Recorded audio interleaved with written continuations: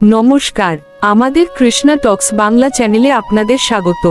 আজকের ভাবনা, আত্মজ্ঞানী প্রকৃত বিশ্বাস।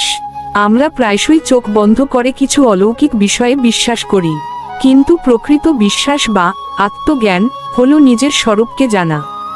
যতক্ষণ আমরা নিজেদেরকে এই নশ্বর দেহের সঙ্গে এক করে দেখি, ততক্ষণ পর্যন্ত আমাদের বিশ্বাস ও মায়ার অন্ধকারে ঢাকা থাকে।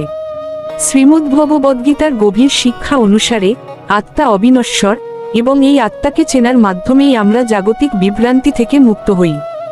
ভগবান শ্রীকৃষ্ণ গীতায় বলছেন, জ্ঞান লাভ করে মানুষ অতি শীঘ্রই পরা শান্তি লাভ করে।